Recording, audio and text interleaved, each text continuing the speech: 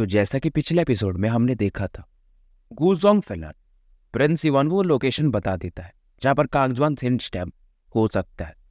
और ये कहता भी है कि एक ऐसा एरिया जहां पर लाइटनिंग लगातार गिरते रहती है। अब आगे पर फिर भी युवान अब यहाँ पर थोड़ा चिंतित था, क्योंकि इसके पास 3 सेंट रून्स थे जो कि बेसिकली कांगजुआन सेंट स्टैम्प के ही हिस्से माने जा सकते। और इसे मालूम था अगर सेंट स्टैम्प शेंग युआन को मिल गया तो शायद ये पूरा कांगजुआन हेवन इस पर उसका कब्जा हो जाएगा।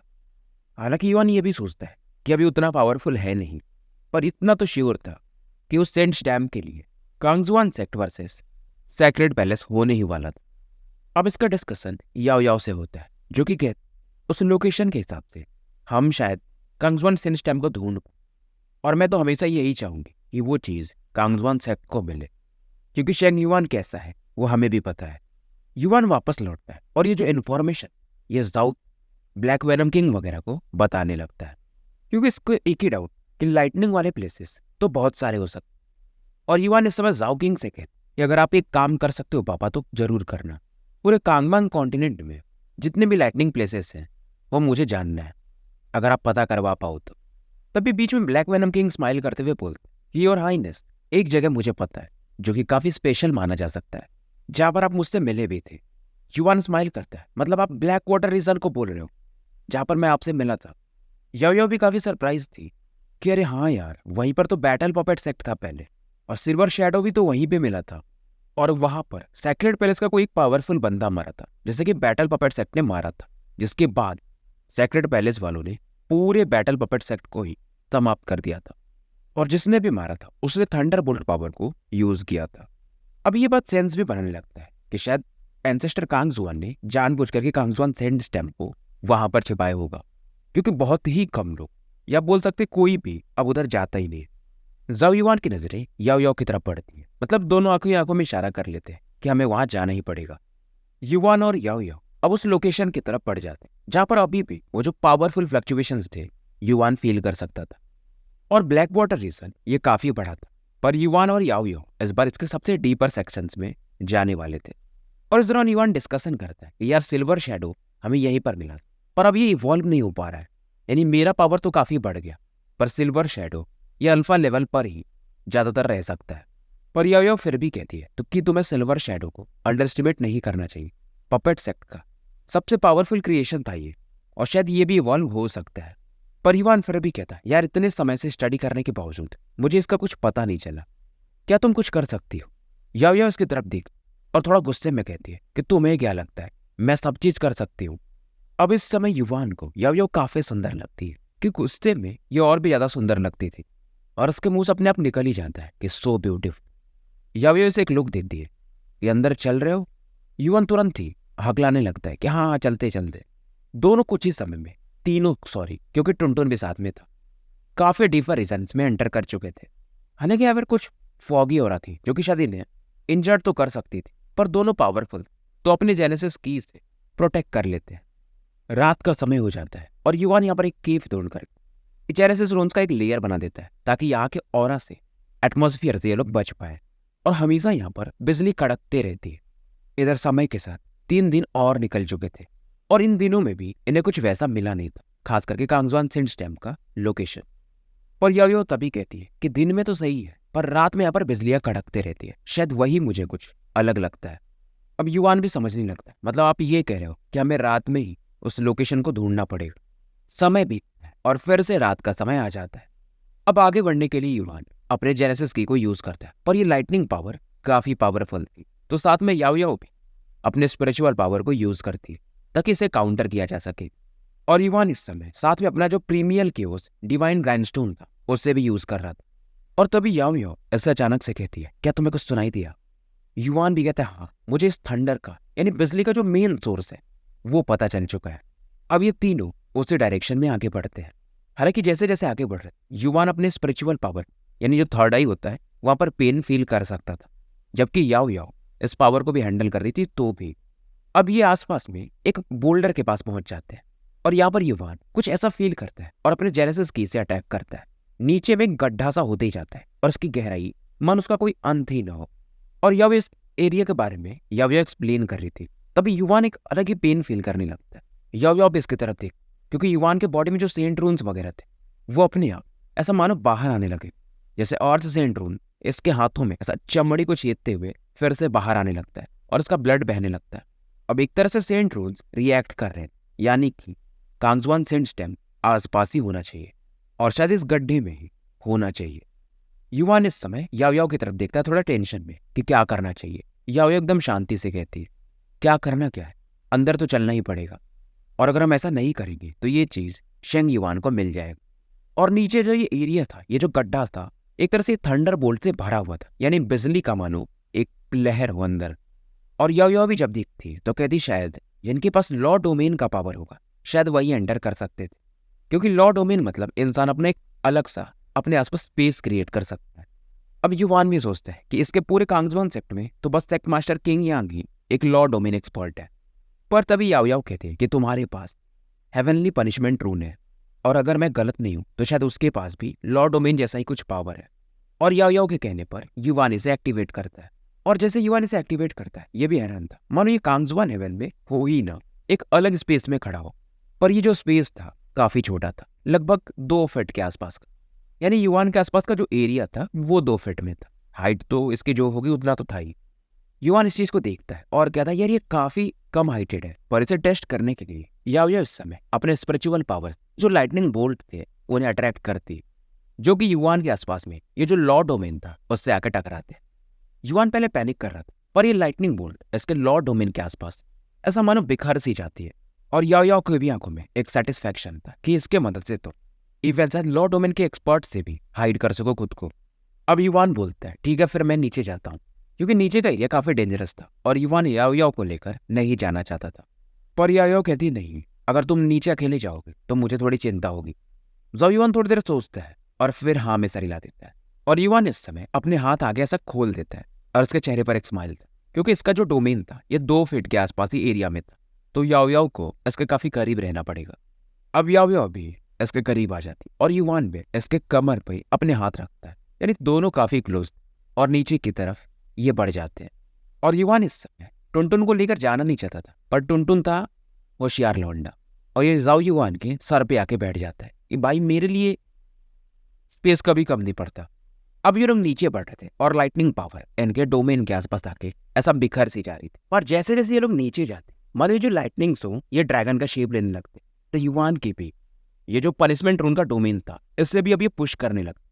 और याओ इस समय ये भी युवान के काफी करीब थी, अपने हाथ को युवान के साथ गर्दन के आसपास रखी थी और थोड़ा सा अनईजी फील कर रही थी जैसे जैसे ये कांगजुआन सेंट स्टैम्प के करीब जा रही थी, क्योंकि इससे भी एक डर था। कांगजुआन सेंट स्टैम्प जैसी चीज बहुत हाई लेवल की चीज है जो कि युवान के पास इतनी जल्दी आनी नहीं चाहिए, उसका पावर काफी बड़ा है, शायद वो युवान को डैमेज भी कर सकता है। याओ फिलहाल ये अपनी आंखें बंद कर लेती है और मन में सोच रही थी कि मैं 2 सालों से काफी खुश हूँ। युवान को लगता है कि याओ कुछ बोल रही है पर यह सुन नहीं पाता है, और याओ दोबारा रिपीट भी नहीं करती है। आधा घंटा और निकल जाता और नीचे की तरफ अभी भी ये बढ़ रहे थे, और युवान अब फील करता है कि धीरे धीरे इसका लॉ डोमेन ब्रेक हो रहा है और ज्यादा देर तक ये होल्ड नहीं कर पाएगा। और तभी याओ कहती है अगर तुम ऐसे बढ़ते रहे तो इन थंडर बोल्ट्स का कोई अंत नहीं है, और मेरे हिसाब से एंसेस्टर कांगजुआन ने इस एक अलग मेथड से उस स्टैम्प को कहीं छिपाया होगा, जो कि शायद एक जाने का रास्ता हो, और हमें वही रास्ता ढूंढना पड़ेगा। अब युवान भी यहाँ पर अपने सेंट डिकोडर रून को एक्टिवेट कर देता है ताकि वो स्पॉट को ढूंढ पाए। अब युवान पहली डिकोडर रून को फुल पावर पे यूज कर रहा था, तो इसकी आंखों से भी हल्के हल्के ब्लड आने लगते हैं। 10 मिनट बीत जाता है और इसका जो लॉ डोमेन था इसका स्पेस धीरे धीरे अब कोलैप्स करने लगा था। युवान भी थोड़ा चिंतित था और फाइनली एक फ्लक्चुएशन ऑफ एनर्जी ये फील करता है और उस लोकेशन की तरफ ये काफी तेजी से बढ़ने लगता है, और मानो वो जो स्पेस था वो एक अलग ही एरिया था। युवान जैसे उसको टच करता है वो चीज इसको अंदर खींच लेता है, पर जैसे ही एंटर करता है इसका लॉ डोमेन भी कोलैप्स कर चुका था और ये खून की उल्टी करने लगता है। इसके चेहरे पर एक स्माइल था कि मौत को छू के बस ये टक से वापस आया था। अब इन्हें यहाँ पर पूरा एंडलेस ऐसे मानो डार्क नाइट जैसा दिखता है, पर आगे में कुछ सीढ़ियां बनी थी और सामने में एक प्रीमियल क्योस ऑफ एनर्जी ये फील कर सकते थे। और इस समय इसके बॉडी में जो तीनों सेंट रून्स वो ऐसा बज कर रहे थे, एक साउंड प्रोड्यूस कर रहे थे, क्योंकि सामने में था कांगजुआन सेंट स्टैम्प। युवान जानता था कि ये चीज इसके लायक नहीं है, पर ये सैक्रेड पैलेस को भी इस चीज को लेने नहीं दे सकता था।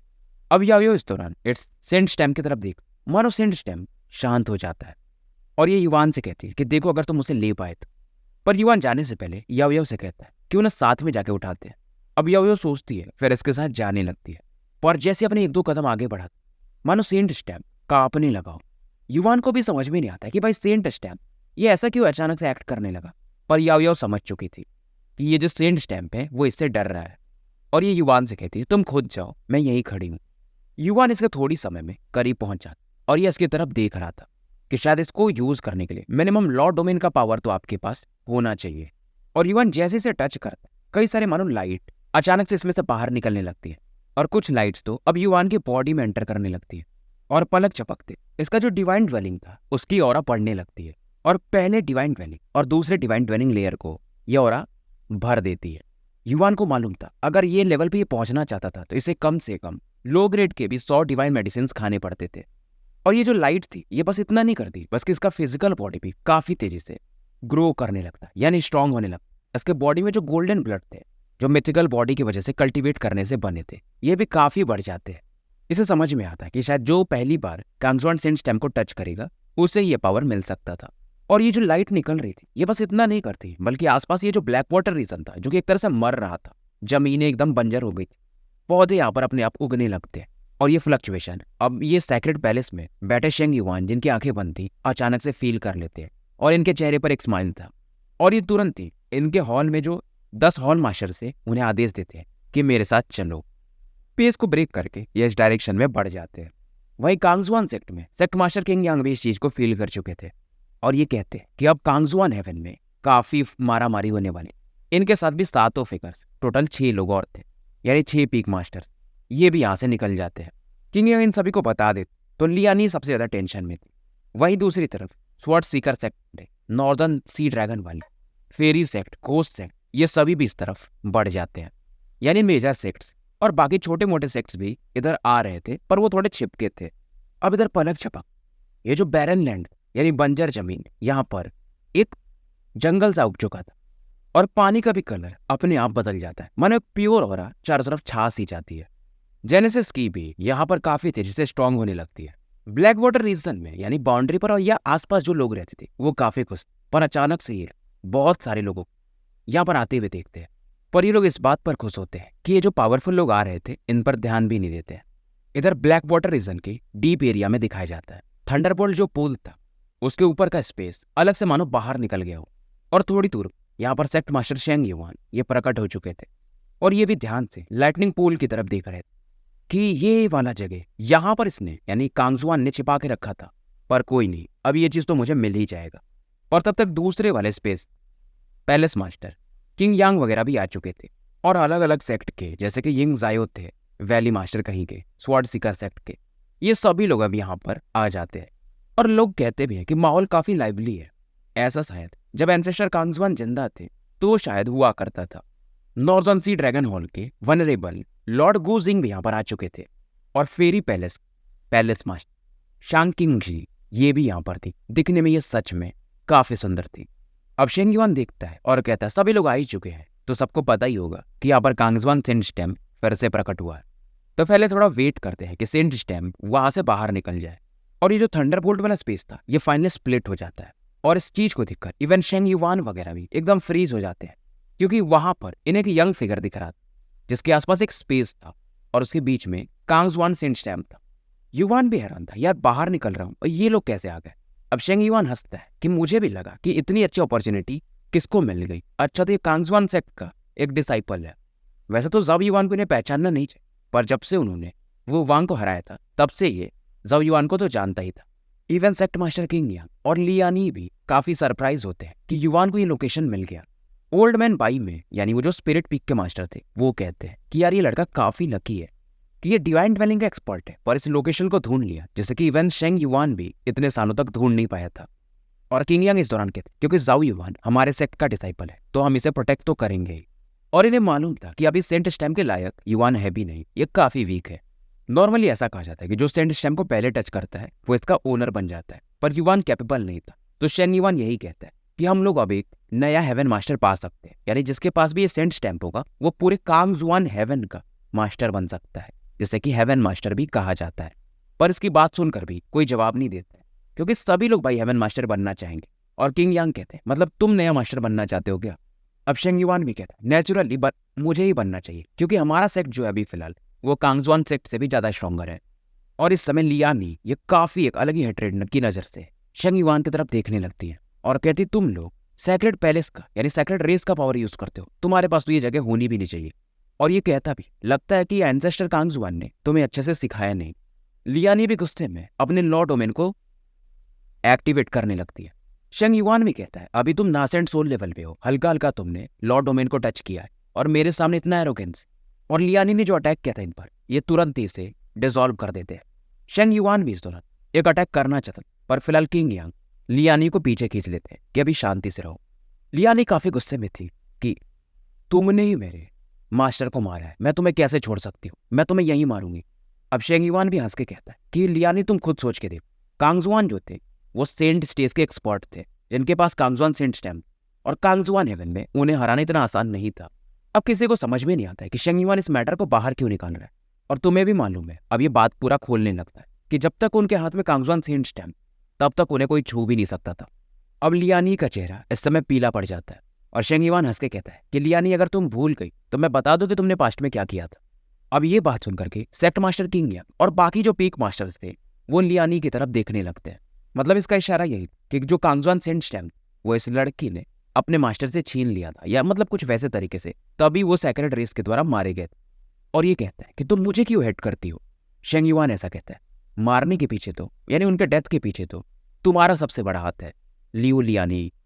जाओ युआन भी पहली बार इन चीजों को सुनता है और इसे विश्वास नहीं हो रहा कि क्या मतलब ये ली लियानी इनकी पीक मास्टर उस सेंट स्टैम्प के पीछे थी। अब इस स्पिरिट पीक मास्टर चाहे वो बाई में हो या सेक्ट मास्टर किंग यांग हो एकदम हैरान थे। मतलब लियू लियानी की वजह से इन लोगों के मास्टर मारे गए थे, क्योंकि लियू लियानी सबसे छोटी डिसाइपल थी कांगजुआन की और किंग यांग वगैरह उसे छोटी बहन मानते हैं। और जब सेक्ट मास्टर कांग युआन ये मरे थे तो लियू लियानी उस समय सैक्रेड पैलेस वालों से डेथ बैटल करना चाहती थी, पर किंग यांग वगैरह ने उन्हें रोका, इसलिए इन्हें विश्वास नहीं हो रहा था। और इस समय लियानी इनका चेहरा एकदम उतर चुका था और ये कांप रही थी। और किंग यांग भी पूछते हैं कि लियानी क्या ये सही कह रहा है, तुमने क्या किया था। क्योंकि किंग यांग उस समय मानते थे कि मास्टर जो इनके थे इतने पावरफुल थे, शेंग युआन मार कैसे सकते, इसके पीछे कुछ ना कुछ तो रहस्य होगा ही। और अब इनको इस पर गौर फिक्र करने की जरूरत। अब लियानी भी बता दी कि मैं मास्टर को ऐसा कभी मारना नहीं चाहती थी, कभी हार्म नहीं करना चाहती, बस मैं कांगजुआन सेंट स्टैम्प पर क्लियर माइंड डिवाइन रून बना रही थी, इससे उनका जो सेंट स्टैम्प था उस पर जो प्रभाव था थोड़ा कम हो जाएगा। किंग यांग चिल्लाते हैं कि बेवकूफ, ऐसा क्यों करना था तुम्हें। अब लियानी बताती कि एक एंशिएंट बुक में उससे मिला था और पढ़ने को मिला था कि जो कांगजुआन सेंट स्टैम्प को चलाता है या यूज करता है, पावर तो उसका बढ़ते जाता है पर उसके जो इमोशंस होते हैं वो खत्म होते जाते हैं, जैसे कि प्यार, जेलसी, ये सब चीजें खत्म हो जाती हैं। मतलब दुनिया से एक तरह से वो साधु ही बन जाता है। और वो ऐसा चाहती नहीं थी, क्योंकि लियानी कहीं ना कहीं अपने मास्टर को ही पसंद करती थी। मास्टर को इस बात का अंदाजा था, पर वो कभी ऐसा चाहते नहीं थे। और इसी की वजह से मास्टर हमेशा लियानी को दूर ट्रेनिंग के लिए भेज दिया करते थे। अब किंग यांग पूछते, लेकिन जो सेंट स्टैम्प वो तो हमेशा मास्टर के साथ, तुम्हें वो मिला कैसे कि पहली बार तुम उस पर पावर यूज कर सको। अब लियानी बताते, जब मास्टर कल्टीवेट कर रहे थे तो मैंने चुरा लिया था, पर ओल्ड मैन जो बाई में थे वो कहते नॉनसेंस, ऐसा कैसे हो सकता है। मास्टर अगर कल्टीवेट भी कर रहे हैं तो भी सेंट स्टैम्प के आसपास एक बैरियर रहता है जिसे न तो मैं, न तो तुम, न तो इवन किंग यांग तोड़ सकता है। तभी किंग यांग को समझ में आता है कि उस समय सबसे क्लोज दोस्त मास्टर के वो लिंगजुन था, उनका एक सर्वेंट। और ये लिंगजुन से पूछते हैं तो लिंगजुन ये तुमने किया था। लिंगजुन भी तुरंत ही कहता मैं पनिशमेंट लेने को तैयार हूँ, ये मेरे वजह से ही हुआ था। और लिंगजुन ने ऐसा इसलिए किया क्योंकि लियानी ने उसे ये करने को कहा था। क्योंकि बहुत पुरानी बात, लिंगजुन जब बच्चा था तो ये ऐसा मरने की हालत में था और लियानी अपने मास्टर के साथ वहां से जा रही थी, तो लिंगजुन को देखकर ये इनसे कहती है बार बार, तो सेक्ट मास्टर कांगजुआन इस लड़के को अपना तो लेते पर एक सर्वेंट ही बना, हालांकि वो सर्वेंट से बढ़ के था, जिसके वजह से लिंगजुन हमेशा से लियानी का जो एहसान हमेशा मानता था। और अंदर ही अंदर इसकी भी एक फीलिंग थी लियानी के लिए कि लियानी को कभी निराशा न मिले, या हमेशा खुश रहे। और ये सीक्रेट इसने इसके बावजूद कि लियानी की वजह से ये सब हुआ था या जो भी, किसी को नहीं बताया था।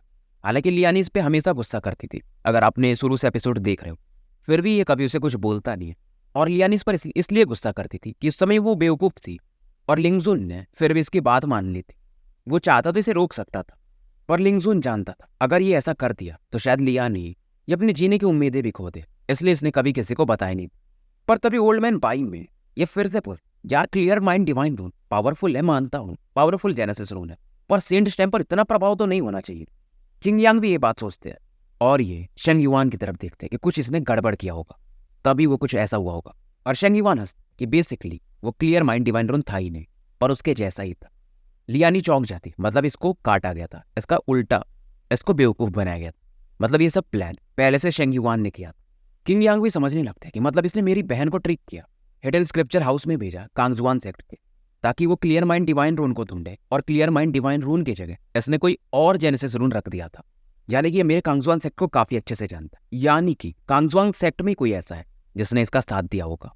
और क्योंकि हिडन स्क्रिप्चर हाउस को ओल्डमैन बाई में ही संभालते थे, तो किंग यांग एक पावरफुल पाम अटैक बाई में की तरफ पढ़ा देते। तभी अचानक से स्पेस फटता है और इस हाथ को ओल्ड जुआन काउंटर कर देते और किंग यांग को रोकते हैं कि ये बाई में नहीं है, ये ली जुन है।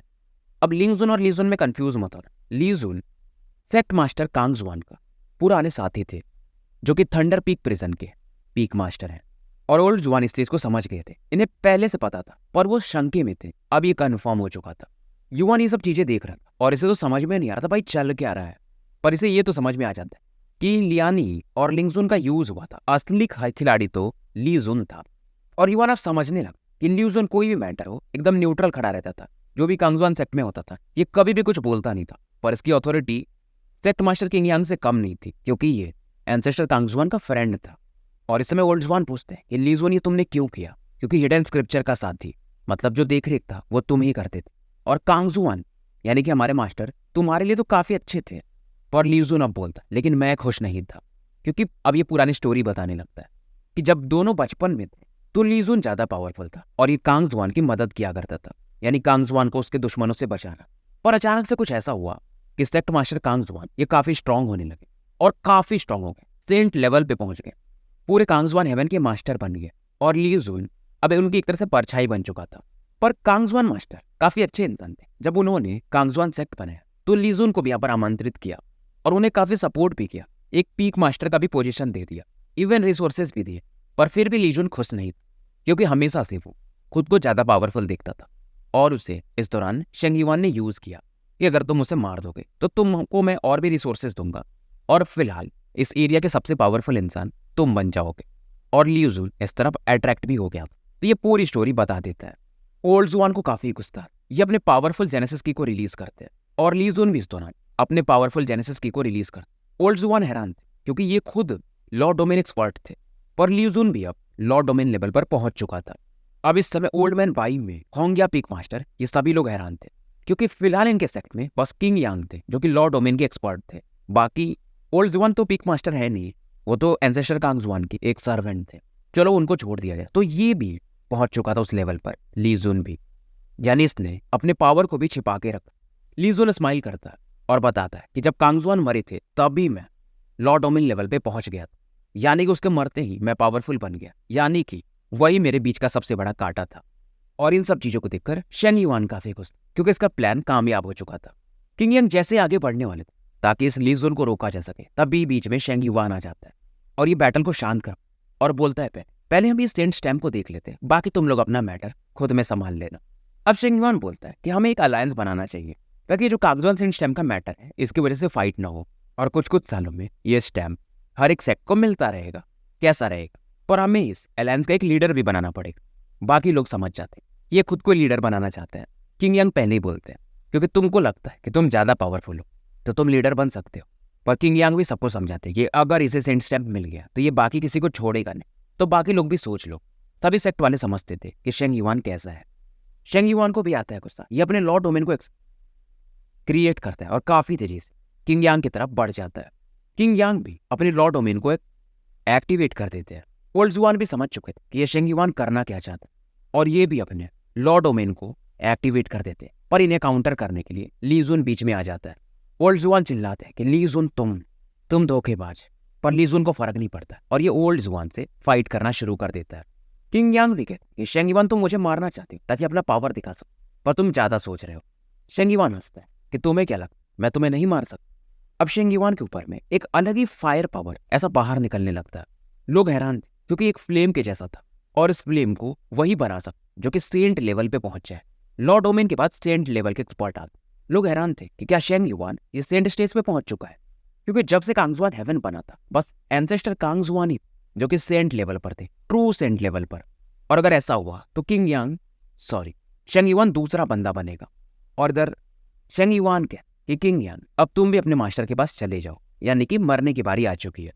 इसके हाथों में अब ये गोल्डन फ्लेम, जैसे कि हम सेंट फ्लेम भी कह सकते हैं। तो स्टोरी यहीं समाप्त करते हैं और मिलते हैं फिर कल एक नए वीडियो के साथ।